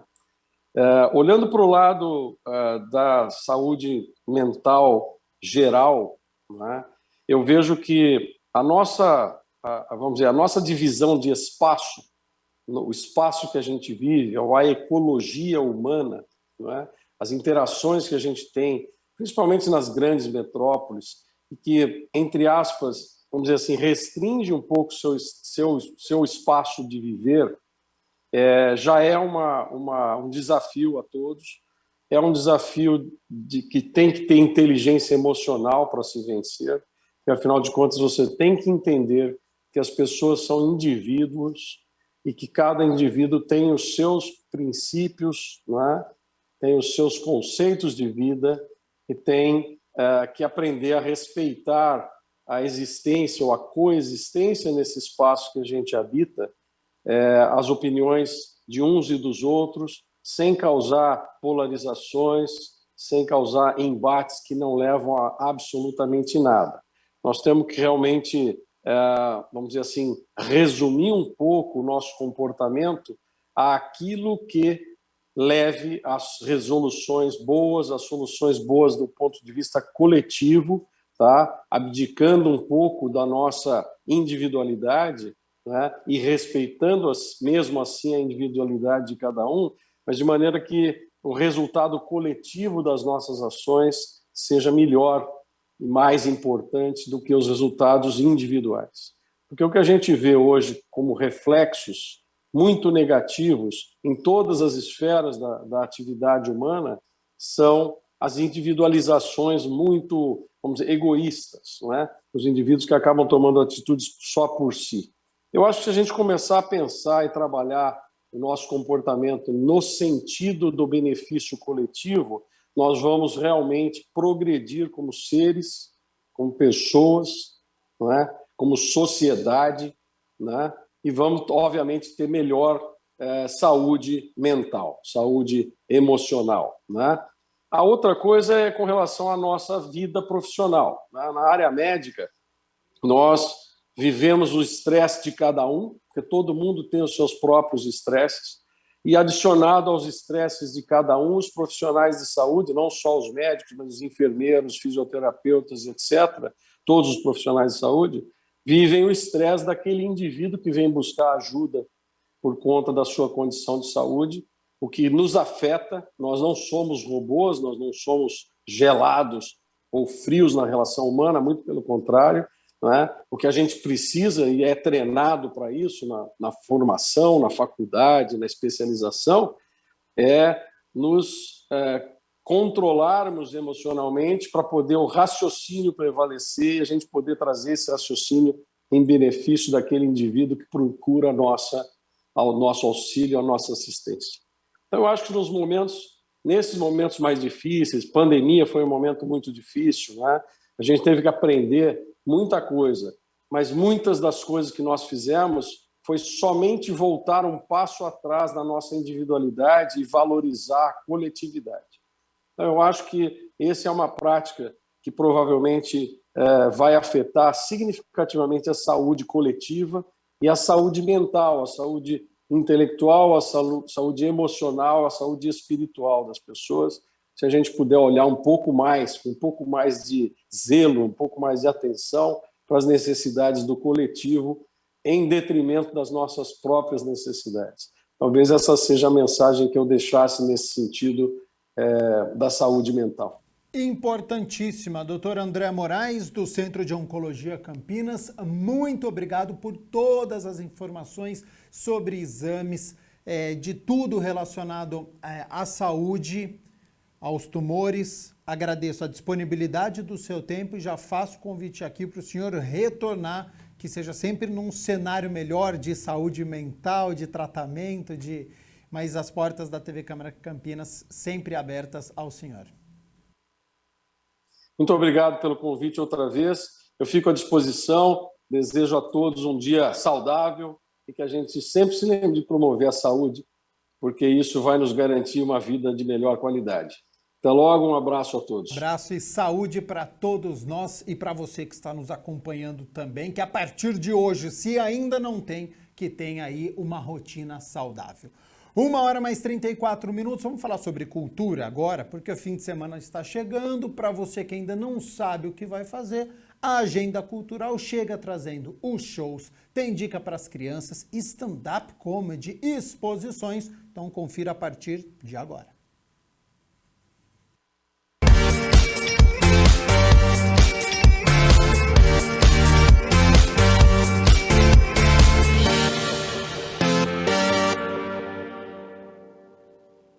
Olá, Agenda Cultural no ar, e hoje eu estou aqui no Instituto CPFL porque tem exposição. Daqui a pouquinho eu conto mais. Antes você vai conferir toda a programação de Campinas e região.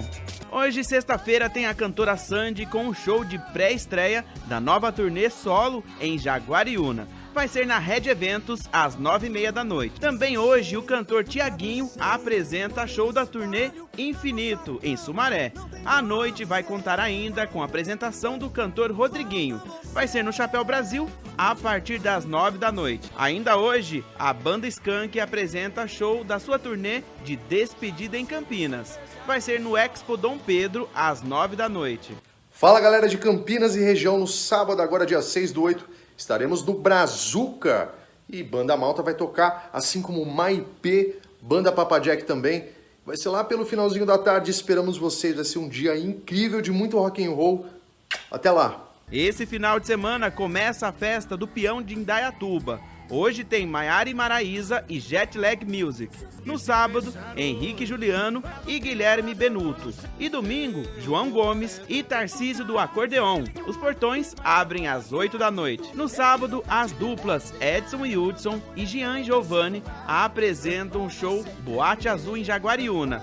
Vai ser na Red Eventos, às 10 da noite. Domingo, o cantor e compositor Xande de Pilares se apresenta no Campinas Hall, a partir das 3 da tarde. O Instituto Anelo de Campinas lança este sábado 4 produções audiovisuais, música instrumental, e você pode conferir no YouTube. A Praça Carlos Gomes, no centro de Campinas, vai receber este sábado e domingo o Polo Beer Festival, edição de inverno, com opções de gastronomia, cerveja artesanal. Começa às 11 da manhã e vai até às 9 da noite. O Dia do Capoeirista, que é comemorado no dia 3 de agosto, será o tema do primeiro encontro do Aonde Tem Samba, na Estação Cultura de Campinas, com entrada franca. O evento será no domingo, das 10 da manhã às 7 da noite. O encontro é aberto para capoeiristas e também para quem não pratica o esporte.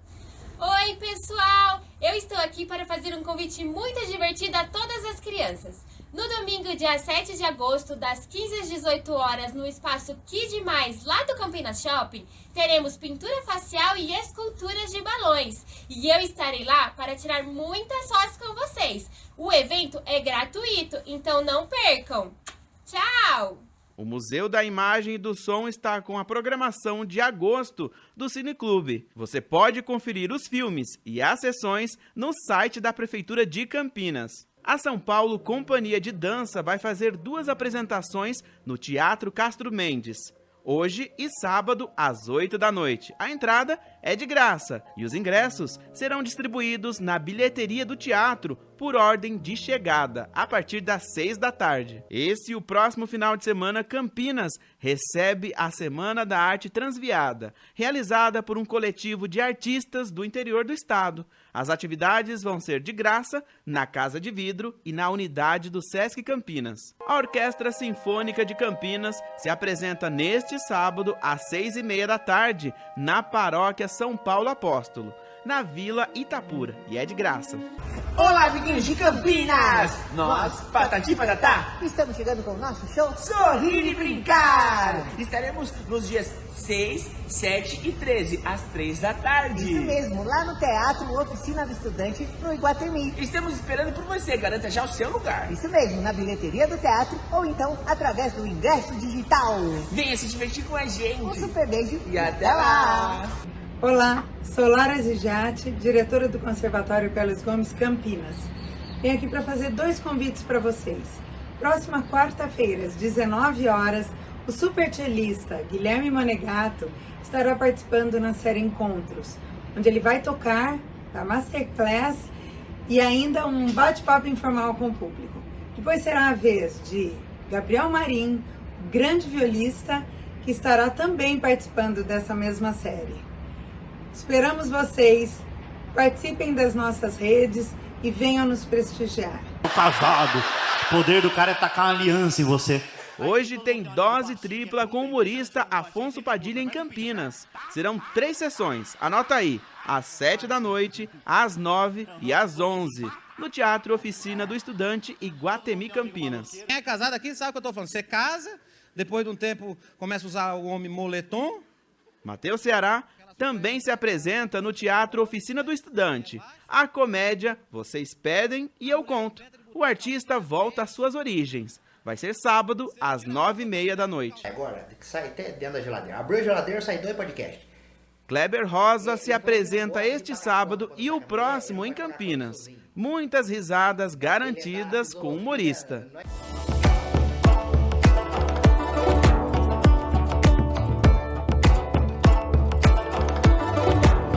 Então, a exposição Atrás da Grande Muralha, né, foi criada especialmente para o público brasileiro. Ela traz obras de artistas, claro, chineses e brasileiros, e uma confluência cultural jamais vista aqui no Brasil. Então, nós temos, por exemplo, obras de artistas brasileiros que foram à China e criaram obras lá, como, por exemplo, o Christus Nóbrega, né, que passou por uma residência artística lá em Pequim. E temos obras de artistas chineses produzidas aqui no Brasil também, que é o artista Sanshin, por exemplo, um dos artistas mais representativos hoje chineses, né, atuando na arena global da arte, e que criou obras produzidas aqui no Brasil em 2017, por exemplo.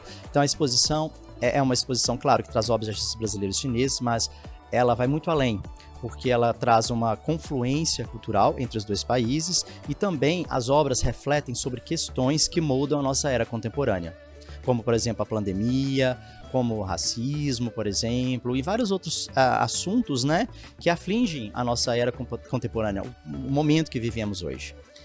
São quantas obras, né, que o público vai poder encontrar aqui e quantas técnicas diferentes? Então, nós temos mais de 70 obras de artistas brasileiros e chineses que refletem, né, sobre várias questões, como disse anteriormente.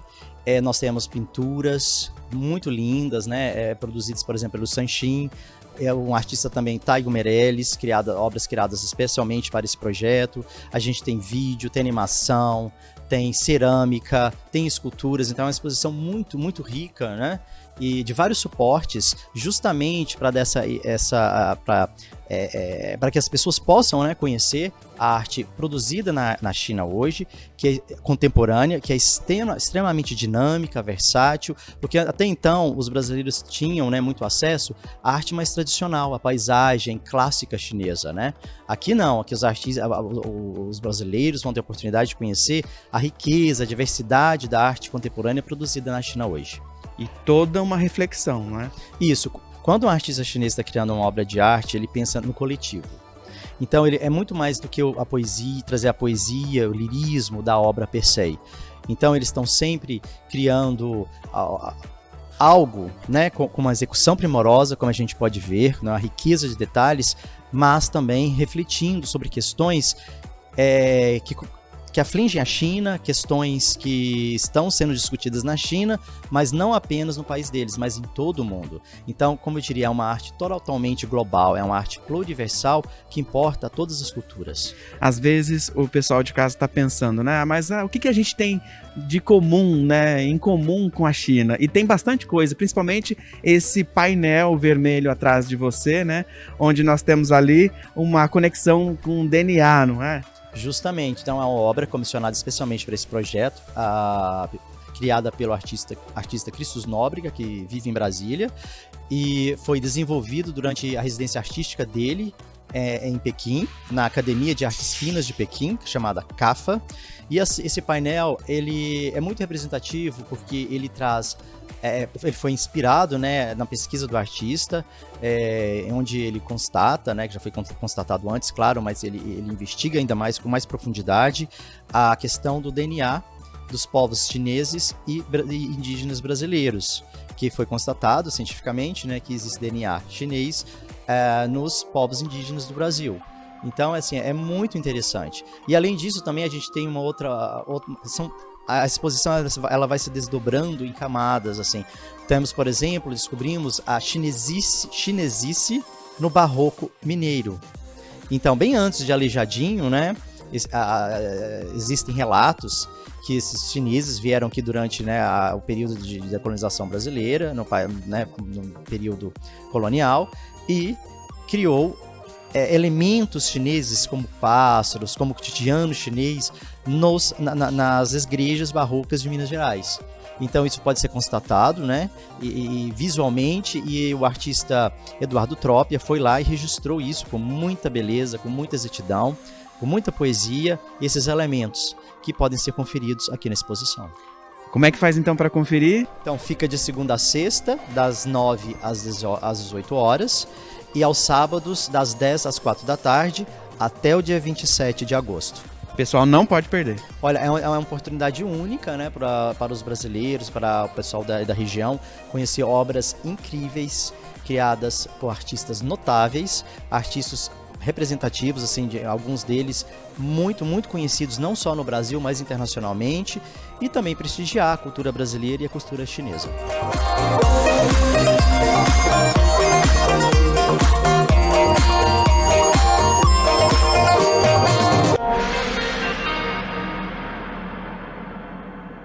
E para fechar, vamos de filmes. Ladybug está de volta, mas revela-se cansado de suas missões perigosas e mortais. Agora, decidiu trabalhar desarmado e ficar mais zen.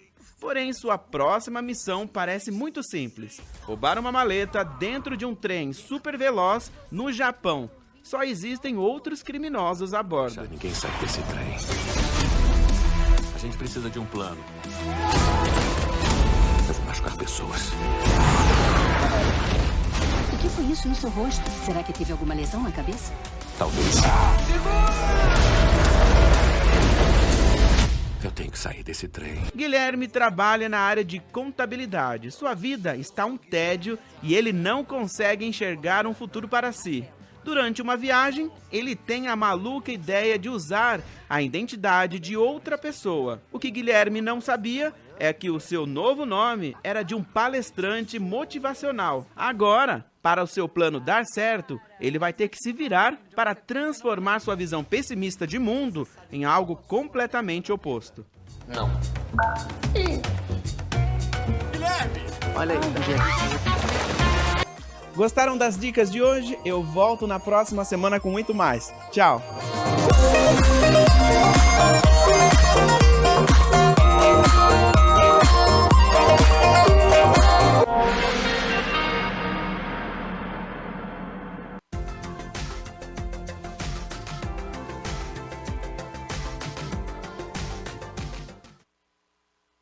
E para você que vai ficar aqui na cidade de Campinas neste fim de semana para poder curtir essas atrações, a previsão é de sol e calor, viu? A nebulosidade está alta aqui na região, mas chuva, a previsão somente para segunda-feira. Então, tanto no sábado quanto no domingo, o sol deve aparecer durante todo o dia, mas com bastante nebulosidade.